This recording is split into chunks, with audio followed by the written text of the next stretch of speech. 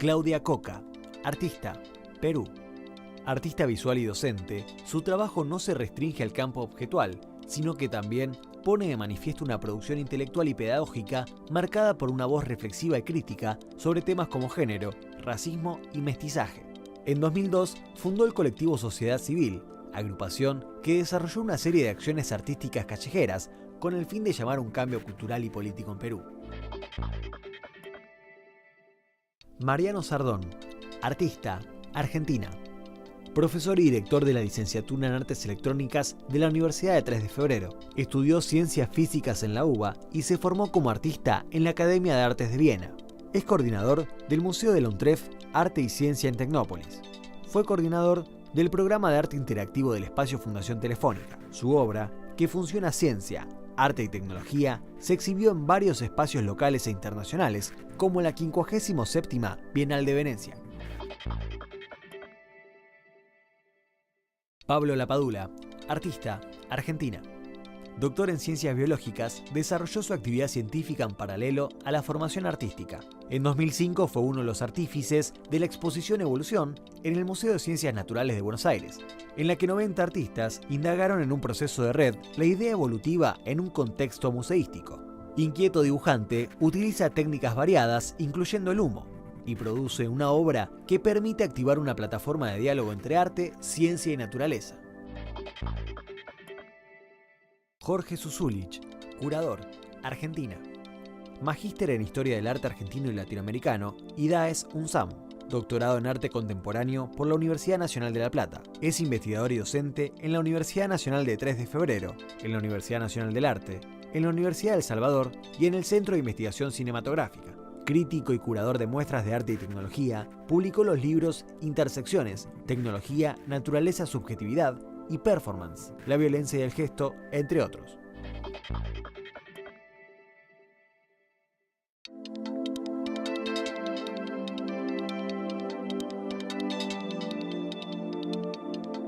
Bueno, hola, buenas tardes, casi noches.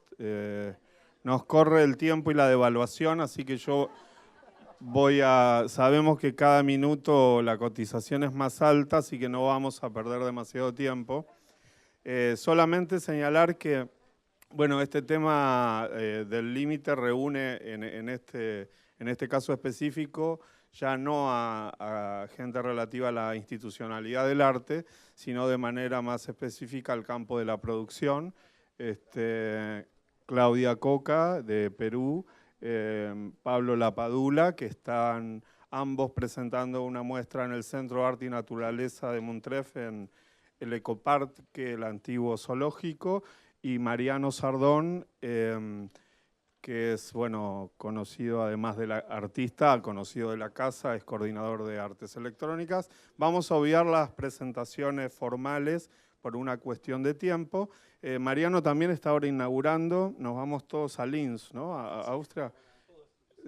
Una muestra en Linz, así que estamos todos invitados. Entonces le damos las palabras a los artistas como para no dilatar más esta mesa. Comienza su exposición Claudia Coca. Buenas noches. Voy a hablar digamos, el centro de mi trabajo en los últimos años, y creo que tiene ya un largo tiempo, es la colonialidad, el mestizaje, el racismo. Y hice este ejercicio, ¿no?, para presentarles ahora de cómo es que se titulan mis muestras o se han titulado algunas piezas, y de alguna forma encontré nuevas explicaciones, ¿no?, a lo que pasa un poco en el Perú y en Latinoamérica. Mejorando la raza. Mi sangre, aunque plebeya, también tiñe de rojo. Peruvian Beauty, mestiza, algunas mezclas y otros cruces, mala raza, cuentos bárbaros, otras tempestades, caníbal, salvajes, los otros, territorios cercanos, rebelde, colonizada, emancipada. No digas que no se atrapará el viento. Es el nombre de la muestra que comparto en el Centro de Arte y Naturaleza con Pablo. Es un fragmento de un poema de Gloria Mendoza Borda, una poeta peruana, que nos gustó mucho la frase también, junto con Benedetta, que es la curadora, ¿no? Y con Carlos, que es el coordinador del espacio, porque también es de alguna forma una forma de rebeldía esa frase. Y si bien los primeros años trabajo desde la herida, desde la queja, poco a poco el trabajo, y se puede ir viendo en las frases, ¿no? Hay una necesidad de liberar y de rebelarse, y ya no desde ese punto de vista, ¿no?, al que yo le digo la queja, sino más bien de una voz rebelde. Mi trabajo, como les comentaba, que tiene que ver con el tema racial en el Perú, y que después me voy encontrando que somos muy parecidos en toda Sudamérica, con México, compartimos, justo hemos estado conversando con las amigas mexicanas de estos días, de algunos temas que compartimos. Y bueno, nosotros tuvimos, ¿no?, ahora ya no están en manos del Perú, están en España, estos 20 cuadros que son confeccionados por varios pintores anónimos por encargo del virrey Amat. Esto es en el siglo XVII, y lo que quería era contarle al rey de España cuáles eran las mezclas producidas en el Perú, ¿no?, el virreinato del Perú. Y empieza toda esta suerte de clasificación sobre los resultados de las mezclas. Entonces, esta muestra estuvo en Lima en el 99, en el Mali, que tuve la suerte de ver. Sin embargo, empiezo a trabajar con esto muchos años después. Cuando empiezo a trabajar con los cuadros de las castas, no recordaba que había visto la muestra. Increíble, pero bueno. Entonces empiezo a hacer las citas, hago 2 citas de los cuadros de las castas, ¿no? Es mi esposo, que entre comillas es más blanco que yo, por eso es un cuarterón de mestizo, tiene un cuarto de mestizo con tresalva, produce mestizo, salta atrás. En realidad, ya a estas alturas, encontrar la clasificación, después de que estamos tan mezclados en el Perú, y un poco que me la inventé, ¿no? Traté de buscar y llegar, ¿no? Me interesaron un cuarterón de mestizo, digamos, está acercándose a lo blanco. Él, para mejorar la raza, debió casarse con una quinterona o reproducirse, ¿no?, sexterón o con un español, pero no, se reproduce con una tresalva, que es una mestiza, y me interesó el nombre de este término porque significa caballo de 3 patas blancas. Un albo, caballo de una pata blanca, 2 albos de 2, son caballos vistos como muy finos, según lo que he leído, y 3 albos ya no. ¿No? Era como muy burdo, chusco, como le decimos en Lima. Produce mestizo salta atrás, ¿no?, que es Leandro, mi hijo mayor. Bueno, luego nació Julián. Si bien la primera cita, ¿no?, hay una mirada como esquiva mía, porque trato de captar las miradas que habían en los cuadros del virrey Amat. En el segundo, ¿no?, que tienen 4 años de diferencia, hago algo que no se hacen en los cuadros de las castas, que es mirar, ¿no? Y bueno, y Julián, bueno, me hizo la pose perfecta, ¿no? Estaba molestísimo porque estaba harto de tirar las fotos para la pintura, Y bueno, ¿no? Y miró con esta cara empoderada y como hasta de rabia, ¿no? Mestiza con, ay, no leo, Cuarterón, Cuatro Albo produce Mestizo torna atrás. Cada cuadro se llama Descastas y Mala Raza. El de Leandro, de mi hijo mayor, es el número 21, son 20 cuadros los del Virrey Amat, y el número 22 es el de Julián.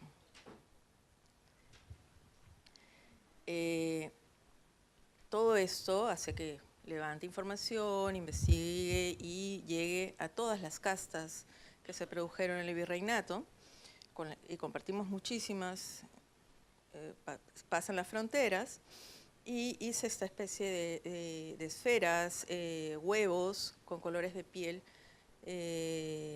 muy relativos y que no necesariamente respondían a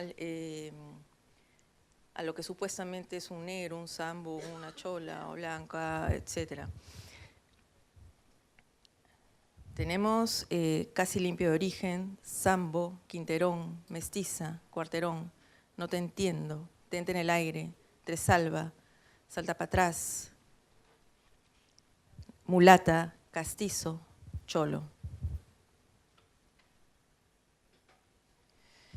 Y en esta búsqueda, ¿no?, de las razones coloniales para el racismo, me encuentro nuevamente, porque en el Perú es una lectura casi obligada para los artistas y bueno, para los historiadores, es conocer a Felipe Guamán Poma, un indio del siglo XVI que hace esta especie, este libro que se llama Crónicas del Buen Gobierno, donde cuenta muchas cosas sobre lo que está pasando en el virreinato en el Perú.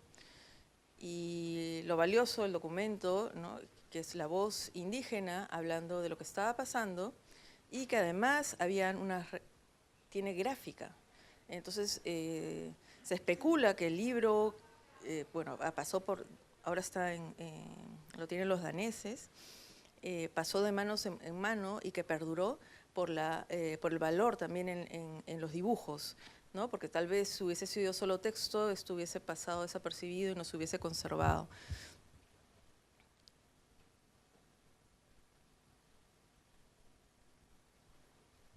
Esto origina que empiece de alguna forma, a buscarlas, a dar a conocer, ¿no?, los textos, que en el Perú es muy común ver las imágenes de Guamán Poma. Pero ¿qué decían los textos? Si bien hay una voz importante sobre la historia y sobre lo que contaba y sobre la explotación del indio, sobre los problemas del mestizaje, los encomenderos, la religión, etc., también encontré, ¿no?, varias capas del racismo. Algunos cuentos, otras tempestades. Fragmentos del autor Felipe Guamán Poma de Ayala. 58. De esta tercera edad de indios llamados Purunruna, descendiente de Noé, que salió del Luvio, su multiplico de Huari, Huiracocha, Runa, y de Huari, Runa, y vivieron y multiplicaron esta gente, mucho, como la arena de la mar, que no cabía en el reino de Indio, y multiplicaron 1032 y 100 años. 91. En tiempo de Sinchirroca e Inga nació el niño Jesús en Belén. Parió a Santa María, siempre virgen, a donde fue adorado de los 3 reyes de 3 naciones que Dios puso en el mundo. Los 3 reyes magos, Melchor Indio, Baltasar Español, Gaspar Negro. 526. Y en esto tiene la culpa y pecado su padre, maldición de Dios, hijo en el mundo de mala fama, mestizo y cholo, mulato, zambayo, para ser bueno, criatura de Dios, hijo de Adán y de su mujer Eva, criado de Dios, español puro, indio puro, negro puro.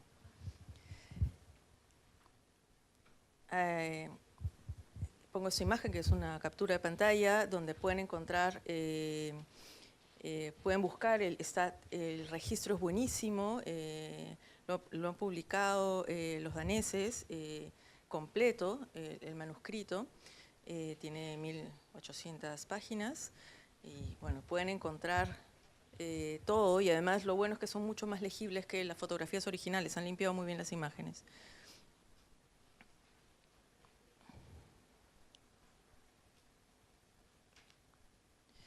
Y quiero pasar este video, que no es en sí mismo una, como pantalla completa. Es una mezcla de registro, es un boceto de qué puedo hacer con esta pieza. Es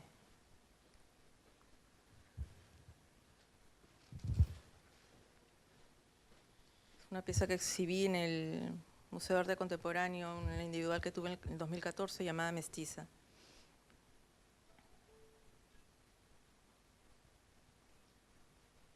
Ay, sí tenía audio, perdón. No importa, que suene lo que suene.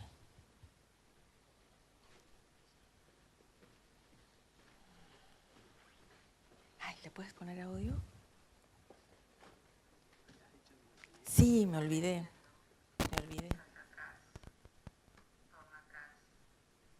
Jíbaro, ahí te estás, albarazado, tente en el aire, Barcino, Genízaro, Coyote, Sambo Prieto, Chamisa, Lobo, Sambo, Galfarro, Arnizo, Zambayo, Tresalva, Cambujo, Grifo, Tercerón, Calpamulato, Coyote mestizo, Mulato obscuro, Cuarterón cuatroalbo, Chino, Jarocho, Cuarterón de chino, Cholo, Cuarterón de mulata, Mestiza, Mulato, Quinterón, mestizo real, Morisco, Requinterón de mestiza, Albino, Octavón, Puchuela, Castizo cuatroalbo, Requinterona de mulato, Castiza, gente blanca, casi limpio y de origen, y limpios.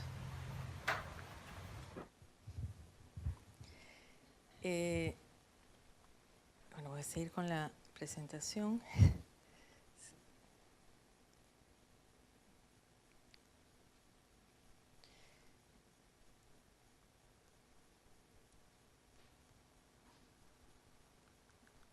No veo dónde está el... Acá está.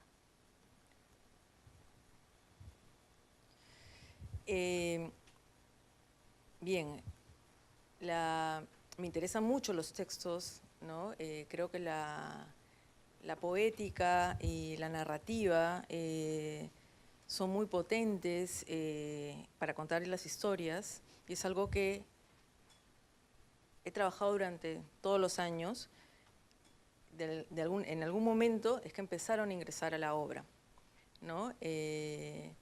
La cerámica, el bordado, y después de bordar y el contacto con la tela, el lino, empiezo los dibujos, ¿no? No te entiendo, ahí te estás, torna atrás, tente en el aire, que son digamos, las razas, esta clasificación, que son las más mezcladas, ¿no? Ya hay un momento en que tente en el aire, ahí te estás, no te entiendo, ¿no?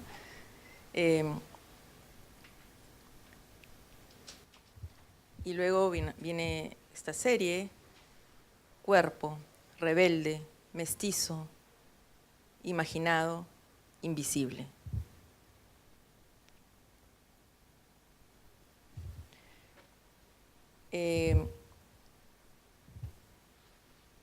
Cuando me hacen una invitación a trabajar con la carátula de una revista,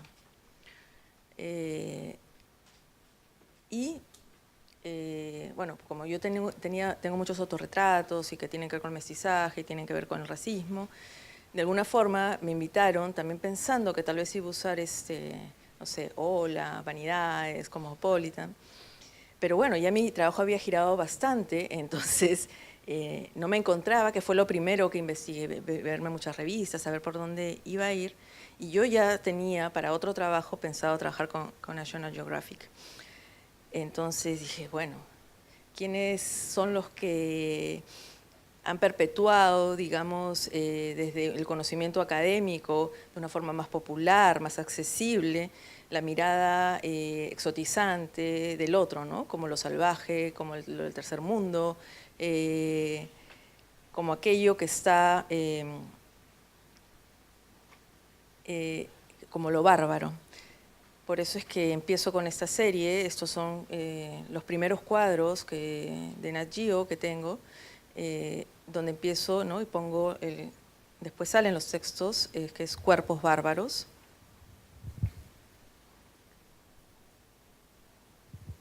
Y empiezo la serie hasta que Salvajes los Otros. Y bueno, ahí hay mucha obra entre lo que hemos visto y esta pieza que es la individual que hice el año pasado en la sala Luis Mario Cosa Garland en Lima. Esta pieza se llama Caníbal. Es una pieza que tiene alrededor de 10 metros, donde se ve este mar que da la libertad al encuentro con la tierra, y que es una tierra que también yo apuesto por reconquistarla, ¿no? Para volverla a tener. Y uso esta idea de la piel salvaje, ¿no? La piel del otorongo, que es el jaguar andino, como una parte, digamos, de mi visualidad de los últimos años, donde voy a estar trabajando constantemente con el otorongo. Y bueno, no solamente National Geographic colecciona lo salvaje, ¿no? Los museos de antropología, que son bellísimos, y bueno, y esto se me ocurrió cuando visité México, porque me quedé muy impactada con el museo. Quería trabajar con la imagen y bueno, y encontré, ¿no? ¿Dónde es que se aloja lo salvaje? Están en los museos de antropología, que con su belleza y todo también son parte de la perpetuación de esta idea de lo precolombino como salvaje. Y luego desarrollé esta otra pieza que es el Museo de Antropología del Perú, de Lima. Y bueno, y para cerrar, esta es la pieza más grande de Nat Geo, y se ha ido desarrollando porque todavía hay otras piezas ya flotando, pero digamos que es el conjunto más grande. Y bueno, eso es un poco lo que les quería comentar con las imágenes para que puedan también visitar la muestra si es que no la vieron. Y creo que, y a quienes ya la vieron, también les puede dar muchas pistas de lo que encontraron en el Centro de Arte y Naturaleza, ¿no? Bueno, y cierro con el fragmento del poema de Magda Portal, y algo que, bueno, que he estado comentando mucho con las visitas guiadas, ¿no? Y en el Open Studio, que hay una idea del Perú, ¿no? Que está muy relacionada con el Ande. Y evidentemente somos un país andino, pero no solamente somos andinos, tenemos una Amazonía muy grande y una costa muy grande. Y de alguna forma, al trabajar yo todos esos paisajes que tienen que ver más con el mar y la libertad, y de un mirar afuera y no solamente adentro, y no solo el encierro, es porque soy de Lima, miro al mar, y eso es lo que una amiga, que es Dorota Bixel, que es curadora, hizo la asociación con este poema y bueno, lo capturé. Amo la tierra porque vengo del seno de la tierra, pero tengo los brazos tendidos al mar. Gracias. Bueno, muchas gracias, Claudia, por compartir esta presentación, y le damos ahora el lugar a Pablo Lapadula para ver su trabajo. Gracias. Tenía un PowerPoint. Un PowerPoint. Perfecto. Hola, hola. Bueno, buenas tardes, buenas noches, gracias por la invitación. Bueno, para los que no me conocen, muchos no, yo soy científico, tengo laboratorio, hago investigación biológica y soy artista visual, así que el título digamos, de este encuentro me interpeló, digamos, arte, límite y fronteras. Lo viví muchos años, lo sigo viviendo, ¿sí? Límite y fronteras en clave como de estancos, ¿no? de profesiones disciplinares, ¿sí? Que marcan un encuentro y una disociación.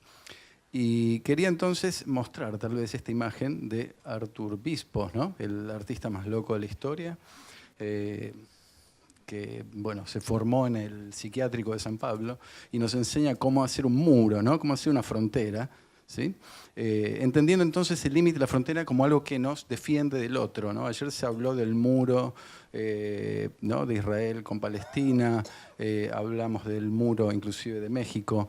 Las fronteras siempre son leídas como compartimentos estancos.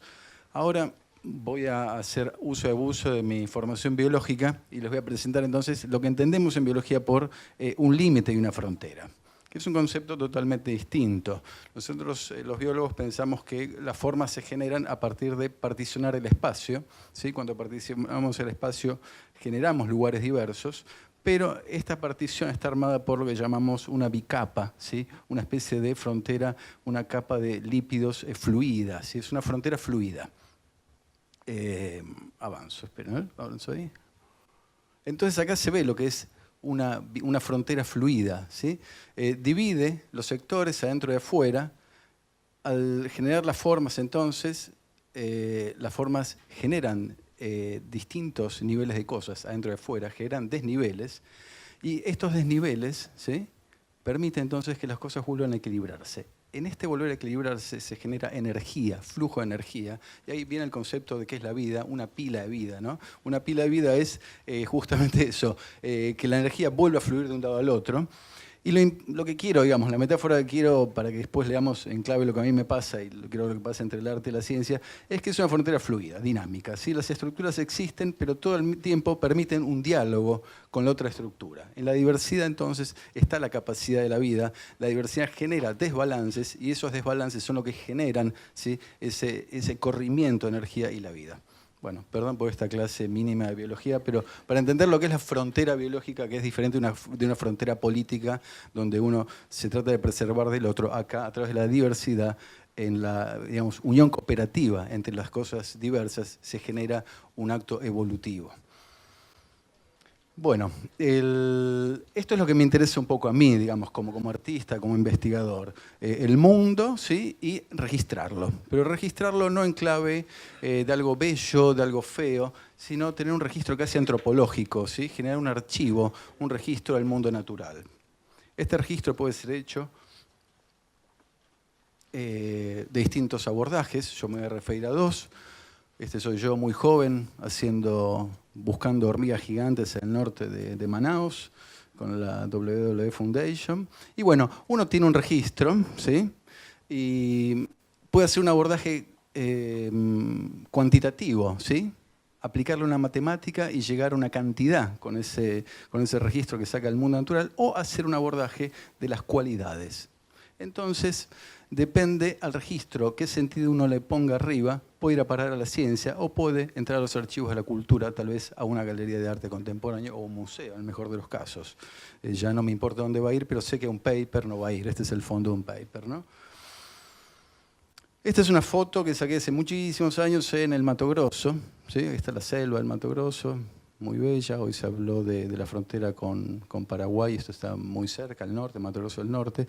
Pero bueno, ¿qué me pasaba? Cuando yo después volvía a la ciudad, yo quería tener una especie de este registro que me remitiera a esta experiencia del Mato Grosso. No solamente a un recuerdo visual, sino a una experiencia más, una memoria corporal, si se quiere.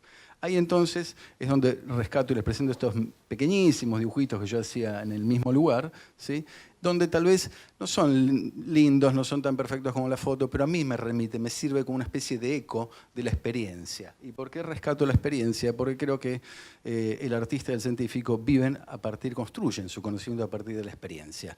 No somos seres enciclopédicos, no somos seres ilustrados, sino que generamos conocimiento a partir de la experiencia de la materia. Y en este caso el dibujo abreva una experiencia visual. Ese es un dibujito que se ve en las canoas en el río Amazonas. Bueno, yo lo llamo esto mi época preartística, digamos.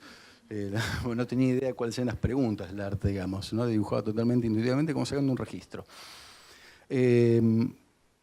Viajando entonces, acampando y usando velas para iluminar la noche exótica de Sudamérica, empecé a utilizar el fuego porque me daba que podía representar, tal vez con la llamita de un fósforo, de una vela, el efecto de un humo, ¿sí? Que salía de un caldero, o tal vez hacer acá una especie como de catarata, ¿no?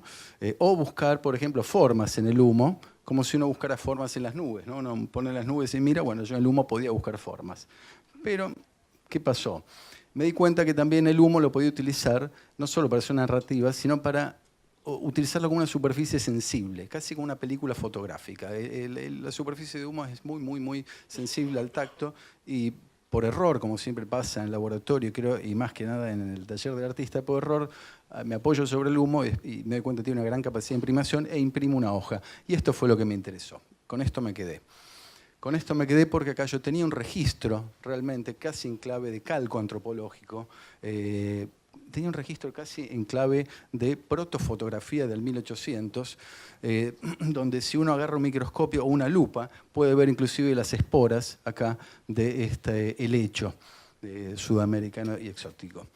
Entonces ya no me importaba acá si esto era arte o ciencia, sencillamente había logrado anacrónicamente una estrategia visual para tomar un registro del mundo natural, que era lo que me importaba. Un registro en clave de cualidades, ¿sí? No me interesaba cuantificarlo ni medirlo. El helecho ya fue medido y cuantificado por Linneo hace millones de años no, pero hace 200 años. Pero bueno, la experiencia la tenía que vivir yo, no Linneo, ¿sí? Linneo es el padre de la taxonomía, para los que no lo conozcan. Obviamente lo segundo que hice fue imprimirme a mí mismo, ¿no? Como un chico que empieza a dibujar, lo primero que hace es dibujarse a sí mismo, imprimir mi propia mano, seguí avanzando sobre humo, ¿no? Son dibujos sobre humo, impresiones sobre humo, son calcos, digamos. Imprimí mi torso y ahí, en un acto así de egocentrismo total, imprimí mi cuerpo entero sobre humo. Y después lo que tuve que hacer automáticamente fue imprimir y registrar mi casa, mi forma de supervivencia, mi casa con Z, ¿no? De cazar. Mi casa se restringe a animales de laboratorio, ¿sí? Trabajo en un laboratorio en la Universidad de Buenos Aires. Y acá lo que estamos viendo son impresiones. Al mismo tiempo que yo me imprimía sobre humo, imprimía a los animales de laboratorio que utilizábamos para hacer estos estudios de investigaciones, que, bueno, dicho sea de paso, abrevaban a generar un modelo de protección al infarto por exposición a la altura, digamos, las poblaciones originarias que viven a 4.000 metros de altura, los collas y los yerpas tienen menor incidencia de infartos y desarrollamos un modelo de protección a infartos sin utilizar fármacos. Perdón, pasé el chivo del laboratorio. Ahora, ¿qué pasa con esto? Para hacer este paper, sí, uno utiliza tal vez 20 animales. Los animales en la facultad nos enseñan que no son animales, son reactivos biológicos. Entonces, cuando uno sacrifica el animal, ¿sí? Tiene que hacer un rito. Tiene que hacer un rito. Lamentablemente y brillantemente la ciencia lo deja de lado para que podamos seguir trabajando, pero cuando yo salgo del laboratorio después no puedo comentarles a ustedes cómo fue la operación hoy, cómo le saqué el corazón a este animal, porque me van a mirar un poco como diciendo este tipo es un psicópata, digamos, si estoy fuera de contexto. A través del arte entonces hice una operatoria en mi clave íntima, donde desexorcicé, digamos, esta cosa del antirrito, ¿sí? Y volví a poner en valor las individualidades de los 20 animales utilizados para la publicación del paper. Sigo avanzando. Otra de las estrategias fue hacer pinturas sobre vidrios, ¿sí? Mi origen es letrista, yo pintaba vidrios, carteleras en la calle. Entonces acá se ve un poco cómo tratar de manejar los animales de laboratorio, una clave un poco más amable. Pero bueno, lo que me interesó finalmente fue quedarme con la tira de registro casi en clave antropológica, porque me remitía a un arte para la eternidad, ¿sí? El derecho en la polis romana, digamos, de que todo ser vivo tiene derecho a ser registrado, y acá los animales de laboratorio tenían que volver a ser seres vivos no humanos, pero seres vivos, y tenían que ser registrados. ¿Para qué? En realidad, para que yo pudiera seguir trabajando como biólogo, si no yo no podía seguir trabajando. Lo mismo encuentro un eco, digamos. Yo me imprimo mi mano, imprimo mis animales de casa y veo que, bueno, que esto fue lo primero que hizo el hombre en los albores de la humanidad. Agarró un carbón y imprimió su mano y después, ¿qué hizo? Registró su casa. Entonces yo no estaba descubriendo absolutamente nada, sencillamente estaba recorriendo anacrónicamente lo que hace todo ser humano cuando trata de registrarse y preservarse a través del dibujo. Hablando muchos años atrás con León Ferrari de todos estos trabajos, ¿cómo vuelvo para atrás? A ver, vuelvo ahí. Ahí. Él me decía, bueno, Pablo, me gusta, me interesa, qué sé yo, todo esto, pero me dice, te estás perdiendo como de la cualidad del humo, ¿sí? Te estás perdiendo la cualidad gráfica, visual, de la poética del humo. Estás usando el humo como si fuera una placa de registro. Le digo, sí, soy científico, en cambio, soy una radiografía, uso una placa de humo, digamos, un poco arcaica, digamos, si fuera un científico del 1800, pero bueno, eso es lo que me tocó vivir. Entonces acá empiezo a hacer los trabajos con humo y hago una programática que tributa al laboratorio, que es tomo dos variables, humo de vela sobre papel y nada más, y ahí buscar la poética y el lenguaje que el humo propio vaya proponiendo. Entonces son estos cuadros que yo llamo pinturas de humo y empiezo a encontrar intuitivamente, algunos ecos medios anacrónicos. Hay gente que me dice, esto parece un dibujo de Metrópolis, medio de vanguardia. Yo nunca quise reflexionar sobre las vanguardias, sencillamente me las llevé por delante, me las encontré a partir de usar el humo de forma intuitiva, ya que la programática quedaba en la mesa del laboratorio, y empezó a aparecer una geometría cada vez más dura. Algunos me dijeron, esto es arte geométrico, le dije, no, para nada, yo no trato de reflexionar sobre la geometría, es lo que me aparece a mí adentro. Y empezó a aparecer una especie de que yo crecí en edificios. Era un mirón, miraba con largavistas el edificio que tenía enfrente, miraba todas estas ventanitas. Y bueno, y acá aparece en los cuadros de humo esta situación. Pienso un poco, les muestro todo esto para reflexionar sobre... Me siento un hombre de las cavernas, digamos. Hoy en mi caverna, digamos, es un edificio, entonces cuando tengo que construir el ámbito que me rodea, aparece esta geometría. Yo miro la vida a través de un lente geométrico, un lente matematizante, que es el del laboratorio, y si hubiera vivido en la época del Paleolítico, hubiera pintado bisontes y, no sé, y volúmenes naturales. Hoy me toca pintar esto. Un amigo, los beneficios de discutir ciencia en el campo del arte es que un amigo fotógrafo me dice, vos trabajás con humo, me dice, ¿conocés las hermosas fotos de las máquinas de humo de Julius Marey? Le digo, no las conozco, cuando las conozco no lo puedo creer.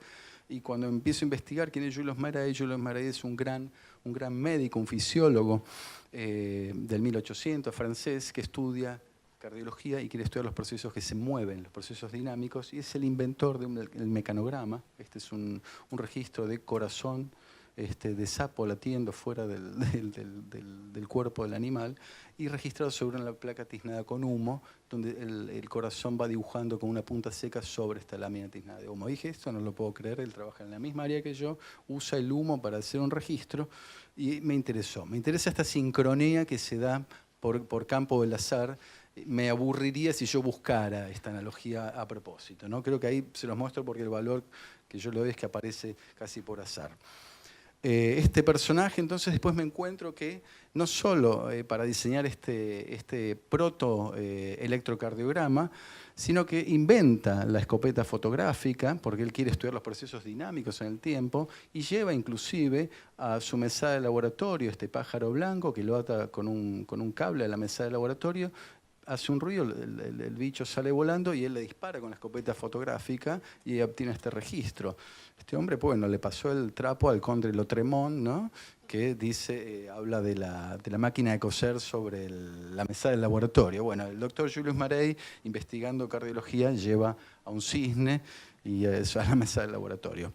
Es interesante, lo recalco esto porque hay que pensar en el laboratorio de la Universidad de Francia, donde él trabajaba, era posible este tipo de operatorios que tal vez a simple vista no tenían absolutamente nada que ver con la cardiología. Esta es entonces la ciencia de Julius Marey del 1800, esta es la ciencia que hacemos hoy en la Argentina, también tecnología de 1800, y les muestro esto para eso, en este momento dramático económico, para entender que la ciencia es un campo de batalla de ideas, no de tecnologías. Y los científicos hacemos uso de la tecnología para materializar nuestras ideas. Si no tenemos hoy alta tecnología, podemos volver a la tecnología de 1800, que es muy robusta, y hacer tesis doctorales con tecnologías de 1800, que no hay ningún problema. El conocimiento pasa por otro lado. Acá se ve entonces nuestro aparato en siglo, digamos, esto es ciencia del siglo XX, esto es ciencia del siglo XVIII, es el mismo aparato, este es el registro que nosotros hacemos hoy, ¿sí? Y estos son los animales del laboratorio. Uno de mis codirectores de tesis doctoral decía que, bueno, tu tesis tiene tecnología del siglo XIX, tecnología del siglo XX y tecnología del siglo XXI. Por suerte al siglo XXI llegamos. Acá está entonces el registro que nosotros pusimos en el laboratorio y el registro de 1800 de Julius Marey. Trabajando, mirando muchas horas y muy obsesivamente los registros del corazón. Un día le digo a Eduardo Estupida, digo, yo me voy a volver loco porque se me va a quemar la cabeza, tengo que hacer algo con esto. E intenté entonces, bajo su supervisión, emular el trazo del corazón, desconectado de su parte emocional, y hacer un dibujo automático, ¿sí? Y era imposible emular el trazo del corazón, que es realmente maquinal. Cuando uno está conectado a la emoción, la subjetividad siempre está por encima de la mirada objetiva. Seguí entonces liberando estos trazos, son dibujos automáticos. Quería entrar en estado de zen para tratar de sacar como mi inconsciente. Era imposible. Y los dibujos paraban justo al momento donde la imagen podía llegar a producir distintos niveles de figuración. Entonces, por ejemplo, yo lo llamo imágenes totipotenciales, que viene obviamente de mi colada científica, que son de células totipotenciales que pueden dispararse, diferenciarse en cualquier dirección de acuerdo al contexto en el cual se halle. Y estos dibujos me interesaban porque de acuerdo al contexto de quien los viera, le daba un sentido u otro. Compañeros del laboratorio veían acá claramente dibujos de fibras musculares con las cuales nosotros trabajamos, que realmente se parecen muchísimo. Es increíble, haciendo dibujo automático, cómo da un dibujo de tejido. O mi hija, por ejemplo, podía ver en estos dibujos así medios amorfos escenas del tigre, de nuestra casa del tigre, de paisajes medios boscosos. Ahí me interesaba entonces la imagen plantada, totipotencial, que puede ser cargada de sentido de acuerdo al contexto del que la mire. Reflexionando entonces sobre esta estructura gráfica que yo había armado, esta poética, empecé a ver que no la había inventado para nada y que aparecía ya en el 1700 y en el 1800 con los primeros dibujos de la ilustración biológica, que nos dejan grandes tratados. Estos son los dibujos de Agassiz, uno de los grandes evolucionistas, que voy a comentar rápidamente porque creo que viene al caso. Cuando Agassiz viaja a Estados Unidos, va a un restaurante y le sirven la comida, entonces él le escribe una carta a la madre en Francia y le dice, mira, estoy muy impresionado porque en el restaurante vino un hombre de color negro a traerme la comida y yo pensé que me iba a contaminar la comida por su color, pero me di cuenta que evolutivamente este señor tenía la palma de la mano blanca para no contaminar mi plato de comida, y que para colmo, cuando me servía la comida, sonreía, su dentadura era blanca. Entonces estaba perfectamente diseñado para servir al hombre blanco. Los albores del evolucionismo de Occidente. Agassiz, un gran biólogo, el amigo de Darwin. Bueno, allá vamos. La ciencia no sabe de ética y moral, está más allá de eso. Bueno, una escena de mi taller, hay bastante caos, hace uso y abuso de distintas técnicas, esto lo aprendí en el laboratorio. Cuando empecé a hacer arte, digamos, un poco tal vez mal informado y mal orientado, me decían, bueno, si vos querés formarte una carrera de artista tenés que ser coherente en un estilo, ¿no? Entonces tal vez yo eso lo leí en clave medio tontamente, que tengo que dibujar siempre lo mismo. Pero en el laboratorio aprendíamos que para abordar un problema, la mejor forma era abordarlo de distintas formas, con distintas técnicas. Entonces construimos los distintos puntos de vista del cristal de lo que queremos estudiar. Por suerte, en el campo de las artes visuales me di bolilla a mí mismo y no a los consejos que me daban de ser coherente. Esto es también una escena del taller, ¿sí? Acá hay cosas que algunos también pueden reconocer que están ahora en Ecoparque. Esta es otra escena del taller. Hay nidos de pájaros que desconozco, nunca vistos en la historia, qué sé yo, de todo, digamos. No me importa clasificar, sino más que nada mezclar y desclasificar. Y esta es la antesala. Esta es una piedra de sal, un dibujo allá al fondo, una planta dentro de un matraz que todavía la tengo, está hace 5 años ahí. La planta se ha transformado en una especie de bicho verde, pero que la vida siempre se abre paso. Y bueno, todo esto constituyó el primer armado, digamos. Esto fue en proa. Traigo esta imagen porque ayer se habló de la biblioteca dentro del museo. Se dijo que la biblioteca era parte constitutiva del museo y creo absolutamente en esto. Creo que el museo es un lugar de archivo donde el investigador va a juntar partes de cosas que no tienen conexión entre sí y buscar relaciones insospechadas, de la misma forma que lo hacemos en la mesa del laboratorio. Entonces estas son 2 instalaciones, 2 vitrinas de curiosidades en la biblioteca de proa. La situación de vitrina es una situación que permite... Se ríe Sardón, no sé qué se ríe. Librería. Pero es una librería tan buena que uno puede ir a chusmear y a leer libros. Bueno, acá lo conocí a Sardón, inclusive, en esta muestra. Él estaba al lado. Esta vitrina es una situación, digamos, vertical donde uno puede contemplar como si fuera en un museo. Las cosas. Está todo mezclado, no me importa acá si ya hay piezas que vienen de la historia del presente, son todas cosas biológicas, dibujos, digamos, esa es la cosmogonía que a mí a lo largo de mi vida me ha llevado a ser biólogo o artista.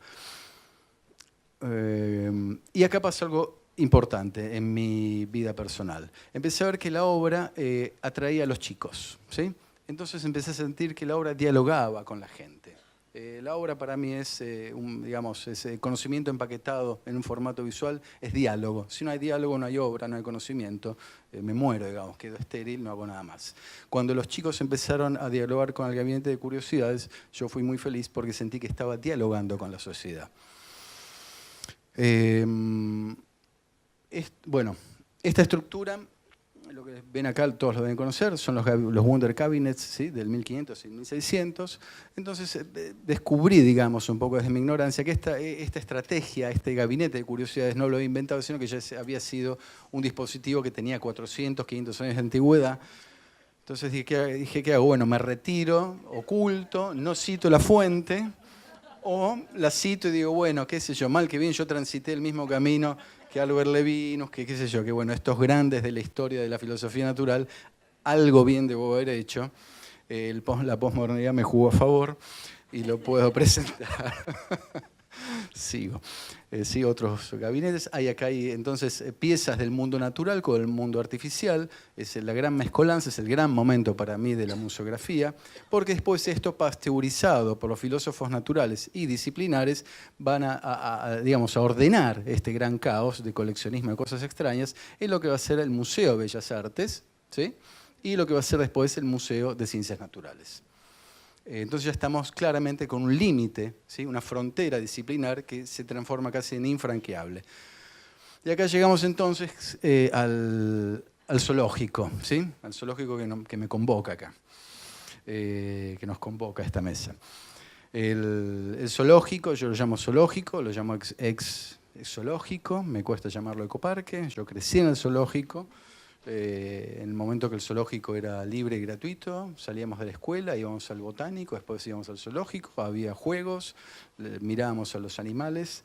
Y bueno, cuando surge entonces la fabulosa posibilidad de hacer una muestra en este predio del zoológico, para mí fue un gran desafío, porque yo tenía que de alguna forma complementar 3 patas que me interpelaban en el zoológico. Primero, yo crecí ahí, entonces era un lugar de esparcimiento y diversión. Al mismo tiempo, después el zoológico fue un lugar de estudio, ¿sí? Zoológico, su nombre lo indica, es la zoología lógica.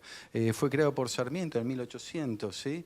Fue un programa cultural de la Argentina, junto con el Planetario, junto con el Museo Nacional de Bellas Artes, ¿sí? Junto con el Botánico. era una forma de conocer, que al mismo tiempo de ser altamente educadora e investigadora tenía una gran capacidad de entretenimiento. Entonces la ciencia, el arte, la generación de conocimientos podían también entretener, ¿sí? Y generar una especie de ocio recreativo a la gente que iba. Entonces, y al mismo tiempo era una muestra de arte, porque yo no iba a ser una muestra de biología. Entonces, ¿cómo articular todos estos intereses totalmente disímiles? Y en mi interior lo que decidí fue trabajar pensando si tuviera un público de niños, si fuera un grupo de escuela a la sala, qué sería lo que más atraparía la mirada del niño. Entonces la muestra está como diseñada en 4 sectores, una dedicada a la historia de la imagen científica. Lo que se ve es toda una especie de panelería a lo Abby Warburg, que son collage de archivos de la historia de la ciencia.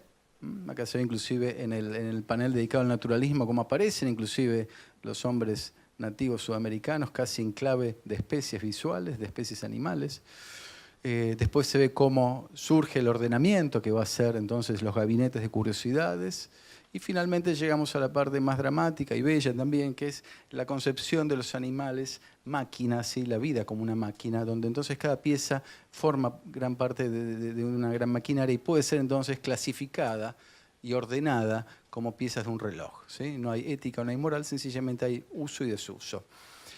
La muestra entonces se debate entre una didáctica y no didáctica, esto lo hemos discutido bastante con Diana, hasta dónde explicar, ahí me surge una pulsión de explicar todo, pero bueno, no es una muestra de ciencias, es una muestra de arte contemporáneo, está en un museo, no está en la Facultad de Ciencias Exactas, aunque está dentro del zoológico, entonces se mezcla todo y la muestra es híbrida. Empiezo a hablar y les explico todo. Entonces, la generación de la especie con la línea temporal que les acabo de mostrar, después hay un sector que yo llamo teatro de sombras, que se ve que se impregnó del Teatro Sarmiento, que está pegado al lado.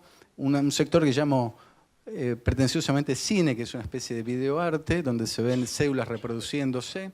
Y después un sector de protomuseo dedicado al gabinete de curiosidades. Este es el dibujo de sombra, ¿sí? Lo que están viendo entonces es la sombra proyectada sobre la pared. La ballena está hecha en pintura transparente, entonces no se ve, sencillamente es la refracción de la luz sobre la pared. Y acá está el niño dibujado con tiralíneas con acrílico blanco sobre vidrio, y lo que vemos en línea dura en realidad es el dibujo que arma la sombra. Estos dibujos para mí son como los dibujos más científicos que he hecho en mi vida, aunque tienen una poética un poco más divertida. Pero apelé, digamos, al gran tratado de Leonardo da Vinci, que la ciencia de la pintura, ¿no? La ciencia del arte, del libro del 1500, que dice, bueno, ¿cuáles son las bases para hacer una obra de arte? Punto y línea sobre el plano, ¿no? Son los elementos mínimos fundacionales de una obra de arte, que después Kandinsky va a publicar su libro Punto y línea sobre el plano, tratando entonces de hacer la ciencia, digamos, espiritual de las artes visuales. Esto está hecho entonces con punto y línea sobre el plano, y es el dibujo, creo yo, más estoico, en el sentido pliniano, donde con los mínimos elementos intento, con la mínima ecuación, la ciencia es estoica, la ciencia es muy limpia, digamos, y económica en recursos, de generar una imagen que dispare sentidos con la mínima cantidad de elementos posibles. Se arma como un teatro de sombras. Esta es la sombra de un leopardo chita.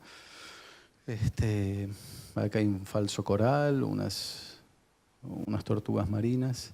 Acá hay la sombra de unos espectadores que están mirando un rinoceronte ya desaparecido. Digamos, era una especie de teatro donde ni yo sé lo que va a pasar. Sencillamente, el día del montaje y cuando armamos después de varios días de trabajo, ahí vi realmente lo que estaba pasando y cuán efectivo o errado había sido la operatoria. Utilizar esta situación de exposición como una sala de experimentación y no de exhibición, ¿verdad? Esto los muestro porque ese niño mirando a los ojos a un zorro. Yo en el zoológico aprendí a mirar a los ojos a los animales, ¿sí? Cuando uno mira a los ojos a alguien, entiende algo más allá. No entiende nada, pero ve algo de la esencia del otro. Y ahí vi que los animales, cada animal tenía una mirada distinta. Distinto era mirar a un cibú que mirar a los ojos a un orangután, ¿sí? O mirar a un león, ¿no? Mirar a los ojos a un león es como meter la mano en el fuego. Y mirar a los ojos de un cebú es tal vez como dormirse un poco. Esta imagen me remite un poco a eso.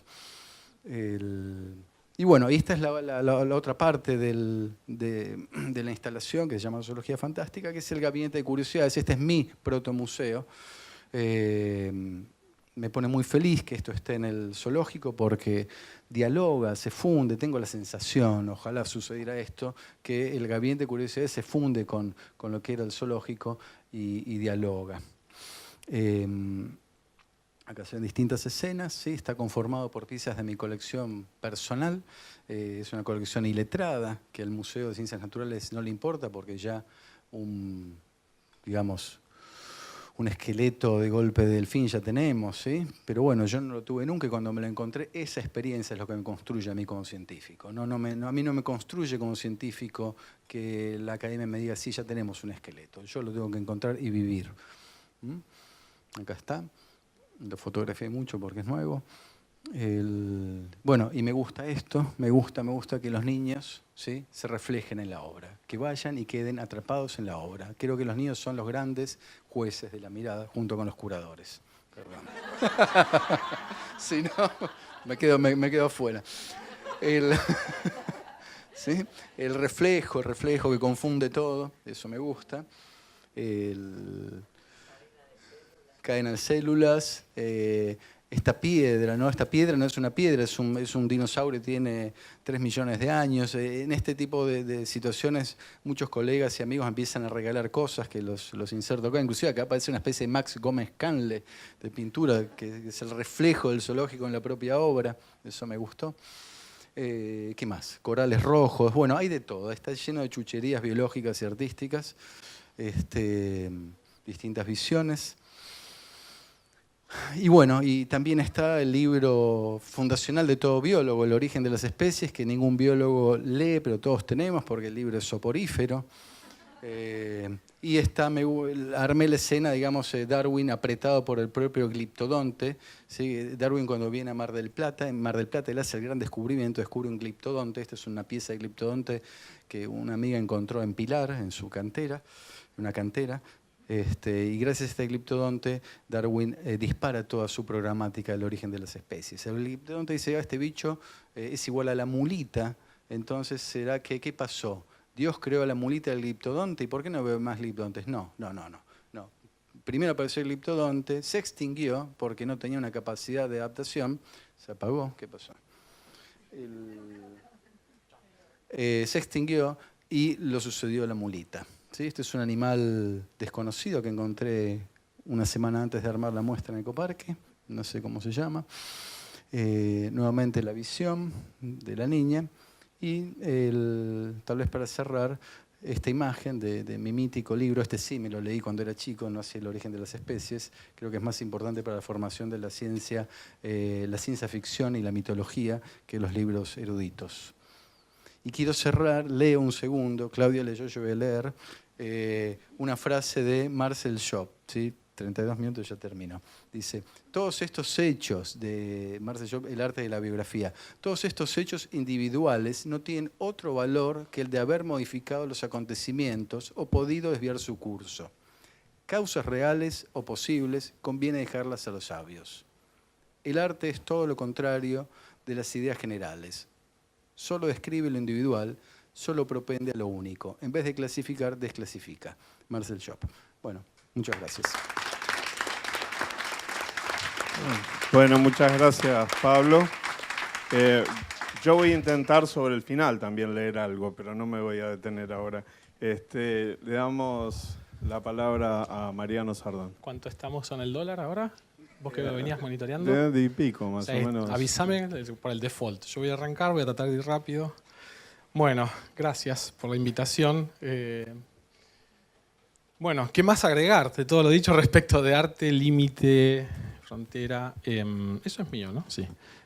¿Hay un controlito? Bueno. Cuando me invitaron a hablar de esto, yo pensé un poco, bueno, ¿por qué tendría que contar algo que tiene que ver con los límites y los traspasos de frontera?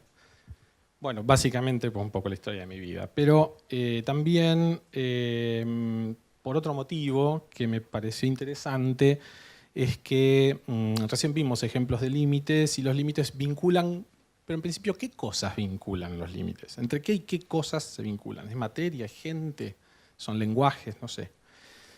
Entonces, pensé en básicamente estructurar muy brevemente dos cosas, compartir con ustedes algunas ideas que me pasaron. A mí personalmente, por los trabajos que hago y con quiénes los hago. Y por otro, algo que se mencionó, yo soy de la casa y por estos tiempos me toca redefinir una carrera de arte que se llama Licenciatura en Artes Electrónicas. Esa es nuestra sustancia de trabajo y ahora voy a hablar en plural, en primera persona del plural, porque es un proceso que involucra a otros y me parece que de lo que se está preguntando acá básicamente es quiénes son los otros.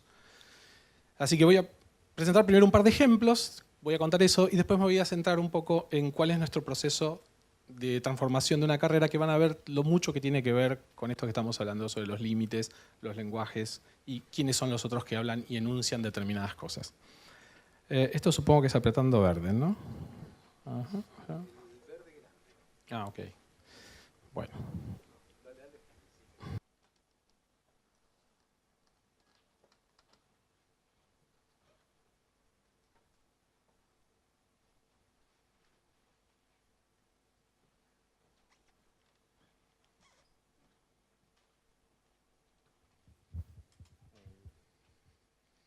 Quería mostrar esto brevemente porque en realidad esto es un error de laboratorio. O sea, es una filmación en un momento donde la cámara quedó abierta.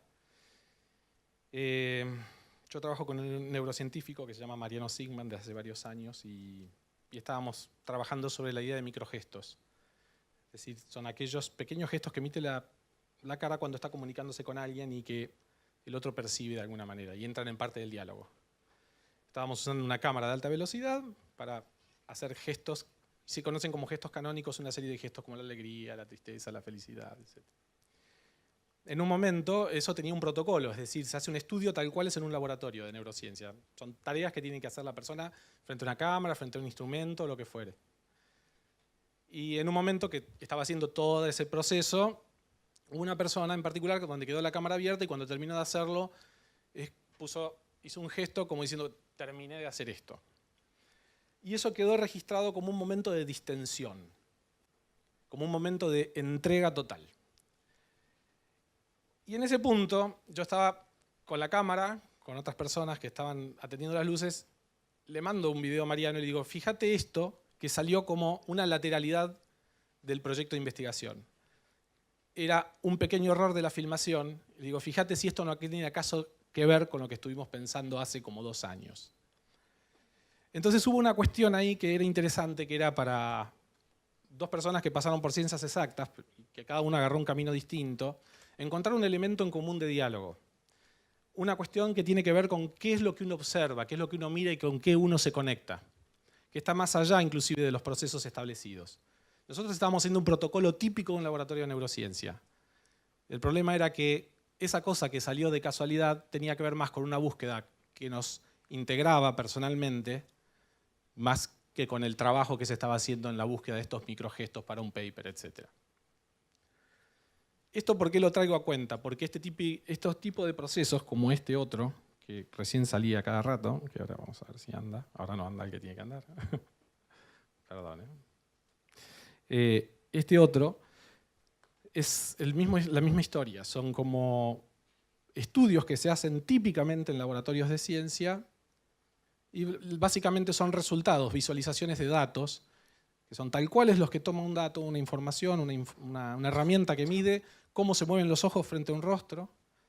A nosotros nos interesaba saber qué cosas miramos del otro para saber quién es el otro, qué partes miramos de un rostro y qué partes no miramos. El punto importante acá es que esto que ustedes ven como una pieza, como una obra, se habló de muchas obras, me va a interesar hablar de lo que no se ve, que son quienes trabajamos en esto. Y los quienes trabajamos en esto definimos territorios y definimos lenguajes. Para llegar a una pieza así, hizo falta un montón de tiempo de gente estudiando lo que hacen otros, viviendo y conviviendo con otros en otros espacios. Este tipo de cuestiones pasó por un proceso de adaptación muy grande entre estudiantes de la carrera de Artes Electrónicas y investigadores del Laboratorio de Neurociencia de la UBA en su momento. Y ahí es donde aparece la primera cuestión de los límites. No solo de límites, sino de espacios territoriales bien definidos. Todos los que están acá deben tener un pasado respecto a alguna formación.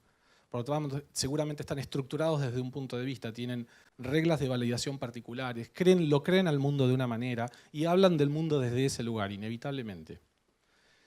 Quizá no hace falta ir a otras culturas donde claramente es obvio, se habla otro idioma y se piensa distinto. Dentro del mismo espacio social, las personas tenemos grandes diferencias territoriales. Y eso se ve cuando uno entra a compartir el espacio que tiene otro, que tiene otros lenguajes, otras maneras de ver al mundo y donde convivir es mucho más complejo. De hecho, cuando nosotros empezamos a usar estos aparatos, en la UBA primeramente, lo primero que pensaban los investigadores eran qué hacían estos tipos que venían de arte a usar nuestros aparatos que se usa para cosas serias. Y llevó mucho, mucho tiempo, créanme, que alguien le hablara a los alumnos de la carrera que iban ahí como becarios a trabajar. Ahora, ¿qué es lo que quiero señalar con esto? Voy a hacer ahora un zoom out. Yo no voy a hablar más de mis obras. Lo que voy a hablar es de esta historia que tiene que ver con la relación entre grupos sociales. Creo que una de las cosas que me parece que es interesante abordar es esto, que los espacios que nosotros habitamos tienen que ver con esto. Si yo les pregunto acá, levante la mano, ¿quién estuvo alguna vez adentro de un acelerador de partículas? Nadie. Ok. ¿Quién conoce, no sé, el laboratorio que tiene Pablo? ¿Alguien fue? Uno allá conoce. 2, muy bien. Ahora les pregunto, necesito 5 cualidades de un ingeniero. ¿Hay ingenieros acá? No, o sea que pueden decir lo que quieran. Genial. Lo cual está bueno porque ya indica que este es un territorio definido. Podemos hablar de la ingeniería libremente, total. Entonces, denme 5 cualidades, cualquiera, al azar, de cómo es un ingeniero. Obsesivo, estructurado. ¿Qué más? Digan, no hay nadie, así que... Ordenado. Calculador. Terrible. Un monstruo han pintado. Neurótico. Wow, ahí hay una historia. Pero lo vamos a dejar, eso es para otra historia. Ahora, acá levanten la mano, ¿cuántos artistas hay? Muchísimos. Trabajadores de arte. Perfecto. Denme 5 cualidades de artistas. Neurótico. No, esa es otra historia. Obsesivo. Apasionado. Nadie diría eso a un ingeniero. Perfecto. ¿Qué más? Loco, creativo. ¿Qué más? Egocéntrico. Perfecto. Esto tiene un nombre. Este es un ejercicio que hizo un tipo que se llamaba Tony Becher hace mucho tiempo, y ahí es donde la historia aparece en otros. Los otros son así. Si ahora empezamos a hablar de los ingenieros, vamos a hablar con todo este sustrato que ya dijimos, y por lo tanto los artistas somos hermosamente como ustedes hablaron. Por lo tanto, todo lo que digamos del arte va a estar estructurado desde ese lugar, y no va a haber nadie que pueda decir lo contrario, porque pregúntenle al ingeniero lo que piensa un artista, y verán. O sea, no es tan simple. Esto, que parece muy simple como ejercicio, cuando ustedes reúnen a 10 personas de distintas disciplinas, inevitablemente salta como un choque de lenguaje, un choque de visiones y de aproximación. Y no es tan trivial, eso define a veces presupuestos. Entonces, este tipo de experiencias, que a mí me toca vivirla cotidiano con gente con la que laburo, porque mi trabajo no lo hago solo, lo hago con otros que practican matemáticas, que practicamos video, que practicamos muchas cosas, y porque es del orden de la práctica. Yo no sé si acá hay más ciencia que arte, no tengo ni la más mínima idea. Lo que sabemos es que habitamos lugares distintos con particulares lenguajes diferentes. Hablamos diferente. Pablo dio una clase de biología recién, y la dio para todo público. Si él tuviese que hablar como habla con los colegas, mostró un paper. Nadie prestó atención a esos gráficos. Si hubiese sido un ingeniero acá, quizá le estuviera haciendo preguntas sobre eso. Pero como estamos entre artistas, nadie mira eso. Entonces, lo que uno mira también es relevante en función de lo que uno piensa, de dónde viene. Este conglomerado interdisciplinario es por definición la carrera que me toca conducir, por así decir, que se llama Artes Electrónicas. Y yo quiero contar esto porque me parece que tiene una dimensión social y simbólica importante. O sea, yo soy artista, pero lo que hago detrás de las piezas que hago también tiene que ver con mi visión del arte. Y mi estrategia en relación a los distintos grupos sociales que intervienen en el desarrollo de una pieza artística también tiene que ver con mi posicionamiento artístico. O sea, yo no me puedo sentir solo en un estudio haciendo cosas de científicos. Yo la verdad que necesito hacerlas con científicos. Entonces, lo que tenemos en escena en la carrera de Artes Electrónicas de esta universidad es más que una bolsa de gatos, es un montón de gente con lenguajes completamente diferentes. Y es un poco lo que ustedes ven en estas imágenes, que son del museo en algún caso. Cierto. En realidad es interesante porque cuando empezamos a hacer el traspaso de carrera había que pensar en la interdisciplinaridad, en el ayornamiento en el tiempo del uso de determinadas tecnologías y en las distintas disciplinas.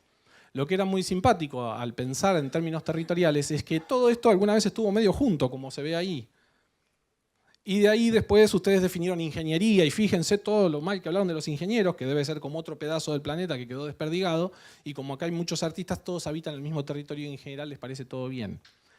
Pero en realidad el desafío de nuestro trabajo fue poder empezar a transitar, que es una manera de pensarlo, los distintos sistemas de producción cultural, de conocimiento, etc. Cuando uno tiene una pieza que involucra arte, ciencia, tecnología, uno lo puede pensar como un objeto como ese, es un mapa ensamblado de manera bastante extraña. Esos son las artes electrónicas. No pertenecen al campo de las artes, no pertenecen bien al campo de la ciencia del todo, andan por ahí, a veces son ciencia, a veces son arte. Nosotros mostramos en lugares distintos, tanto puede ir a una bienal como puede ir a un laboratorio. Nos piden, no sé, en un congreso de ciencia, mostrame eso, qué sé yo. Eso en general a veces ocurre porque tiene preguntas que aunan a distintos campos disciplinares. Por ejemplo, acá no hay ingenieros, pero quizá muchos de los temas que estamos hablando también resuenan en el lenguaje del otro. Entonces esto está de lleno sobre una metáfora que nos sirve mucho a nosotros para pensar la carrera en el nuevo diseño, es de esto. Estos son lo que nosotros decíamos recién categorías. Ustedes saben, Montreal es una ciudad francoparlante, ¿sí? Fíjense, los puntitos es la gente que habla en azul, es la gente que habla francés. La parte de Toronto es la parte inglesa de Canadá. Estoy dando solamente un ejemplo, no apunto a nada. Quiero decir con esto que todos tenemos estereotipadamente cómo se habla ahí. Pero si uno tiene un gráfico mucho más preciso, esto es lo que es en realidad Montreal. Cuando uno ya ahora le costaría mucho decir que la gente habla solamente francés. Hay muchos más idiomas y casi deja de tipificar a Montreal como una ciudad que se habla francés. En los territorios disciplinares es igual. La gente habla una determinada lenguaje, pero adentro de esos lenguajes hay un montón de otras cosas particulares. Quizá todo esto que se dijo de los ingenieros le corresponda a muchos artistas, y quizá lo que se dijo de los artistas como apasionados le corresponda a los ingenieros. Pero el pensar categóricamente no nos permite ver la capacidad del otro en determinados aspectos, porque pensamos que nos pertenece, y hablamos de lo que nos pertenece. Entonces el problema más difícil de trabajar en un espacio interdisciplinario es empezar a entender lo que es del otro y lo que es de uno, y desde uno cómo lo habla. Y es un proceso de ejercicio tan difícil de hacer porque impacta directo sobre la identidad de quién es uno. Si yo les pregunto a ustedes qué son, la mayoría me va a responder de su profesión, qué hace. Entonces piensen si entra en tela de juicio la categoría de lo que hacen. Esto, que yo cuento así, llevó muchos años entre profesores ir asumiendo y cambiar los lugares desde donde pensaban las materias que daban en la carrera. Entonces tuvieron que ir desplazándose. Para eso usamos una imagen que es entretenida, que son estos. Ojo con los cuadernos, este no es el Rivadavia. O sea, este es el Gloria. No, este es Rivadavia, por las dudas.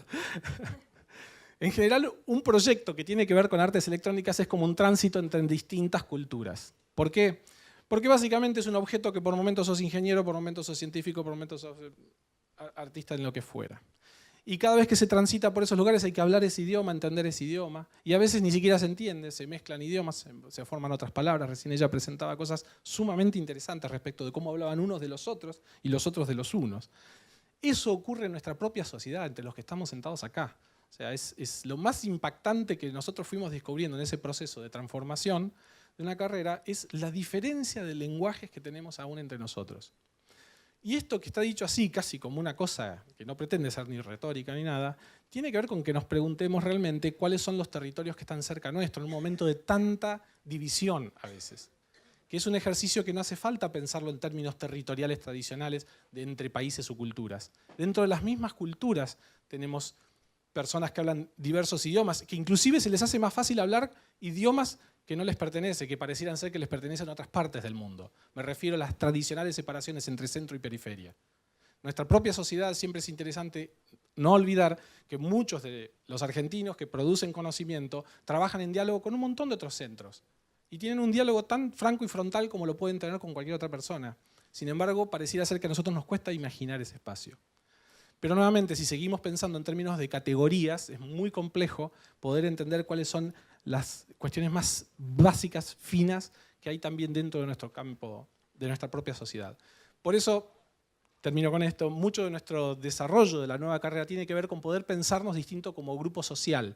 ¿Por qué? Porque además hay una cosa fantástica del diseño de una carrera, la cual siempre voy a agradecer, y esto no es por quedar bien con las autoridades, pero es una experiencia que la verdad que uno nunca se imaginó que iba a pasar y que iba a ser suficientemente movilizante como lo que yo estoy contando. Pareciera ser que es una currícula, y créanme que no es así. Hay que pensar en el futuro, en los hijos y en los que están más allá. Y eso es un desafío muy impresionante que tiene que romper con todos estos límites y barreras de prejuicio respecto de quién es el otro. Y este es el ejemplo más difícil que nos hizo transitar a todos los profes, y acá todos, Jorge es parte de ese proceso y creo que sabe de qué estoy hablando, de la cantidad de pasiones y desenfrenos que se dan en los debates por los sostenimientos de los territorios. Entonces, nada, simplemente yo no creo que esto esté alejado de la posición artística, quiero decir, podría mostrar mi obra, podría hablar de mi obra, pero la verdad mi obra también tiene que ver con esto. O sea, yo lo hago objetos, pero también hago entre grupos sociales relaciones, acciones, y eso me parece que tiene que ver mucho que ver con la práctica cotidiana y con el compartir la práctica con el otro. Así que bueno, nada más termino porque ya el dólar debe estar alto. Así que.